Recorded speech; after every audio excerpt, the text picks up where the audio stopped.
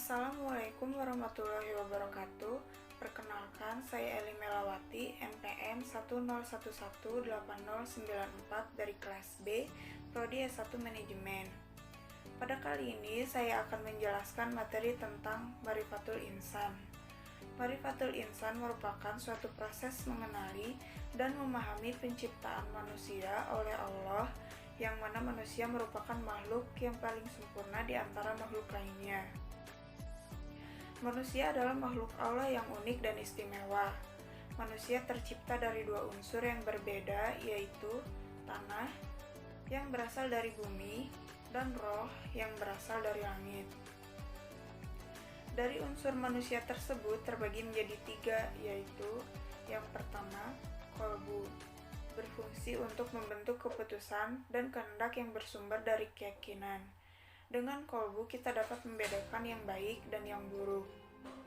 Yang kedua, akal, berfungsi untuk membentuk pengetahuan. Yang ketiga, jasad, berfungsi sebagai perantara agar kita selalu beramal. Allah telah memberitahukan kepada kita melalui wahyunya bahwa kita diciptakan untuk beribadah dan menjadi khalifah atau pemimpin di muka bumi ini. Dari dua amanah tersebut, Allah telah menyiapkan balasan atas apa yang telah dilakukan manusia di dunia, di mana balasan baik berupa surga dan balasan buruk berupa neraka.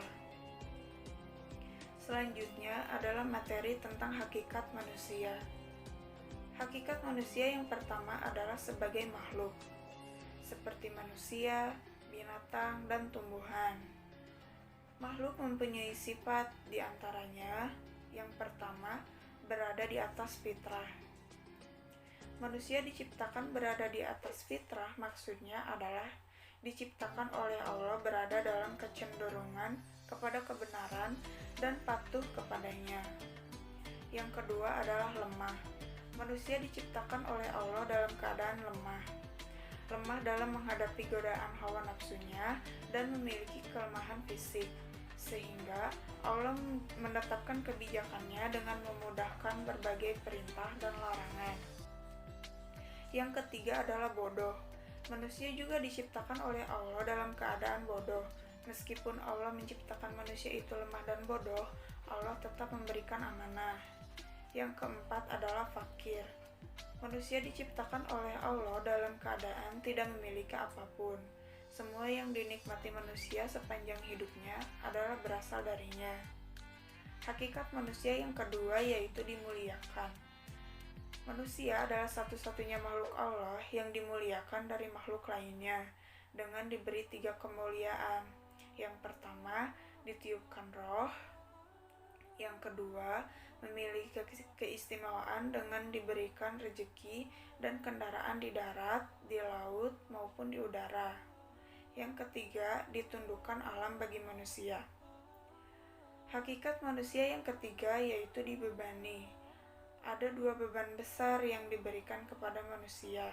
Yang pertama, ibadah, yaitu taat kepada Allah dengan melaksanakan perintahnya, baik berupa perbuatan maupun perkataan, yang berupa lahir maupun batin. Yang kedua, khilafah, yaitu menegakkan hak dan keadilan di muka bumi. Hakikat manusia yang keempat yaitu bebas memilih. Ada dua pilihan. Yang pertama adalah beriman atas perintah-perintah Allah dan kafir menolak perintah Allah.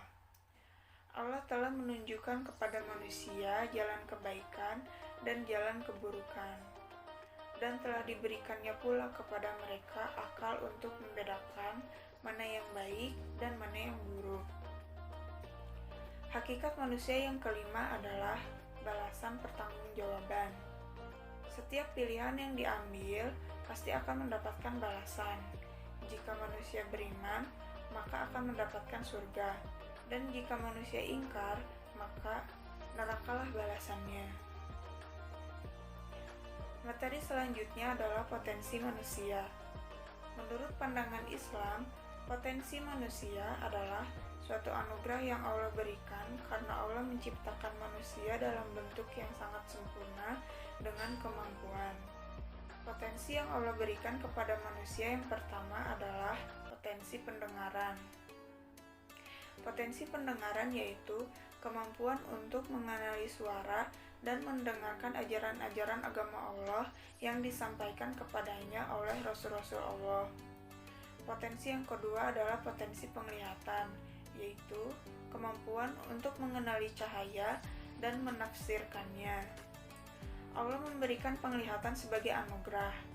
Dianugerahinya pula manusia mata yang dengannya ia dapat melihat, memandang, dan memperhatikan kejadian alam semesta ini. Yang ketiga adalah potensi hati, yaitu kemampuan untuk mengetahui dan membedakan, kemampuan untuk berkehendak, niat, dan rencana. Selanjutnya, al-mas'uliyah, yaitu tanggung jawab. Tanggung jawab adalah kesadaran diri manusia terhadap semua tingkah laku dan perbuatan yang disengaja ataupun tidak disengaja yang berasal dari hati dan kemauan diri sendiri. Maka ada dua pilihan, apakah menindaklanjutinya dengan yang pertama, al-amanah, yaitu sesuatu yang dipercayakan untuk dijaga, dilindungi, dan dilaksanakan. Mereka yang memilih amanah akan dianugerahi kehormatan al-khilafah.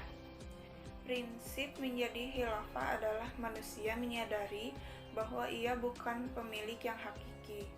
Manusia harus mengembannya sesuai dengan kehendak Allah dan tidak boleh menentang peraturan yang telah ditentukan Allah.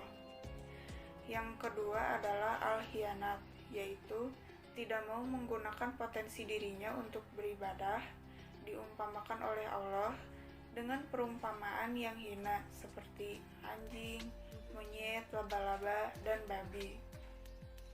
Oleh karena itu, potensi yang telah dianugerahkan oleh Allah kepada kita harus dimanfaatkan dengan sungguh-sungguh untuk menjalankan amanah, sehingga Allah akan memuliakan kita di dunia dan akhirat. Demikian yang dapat saya sampaikan. Terima kasih. Wassalamualaikum warahmatullahi wabarakatuh.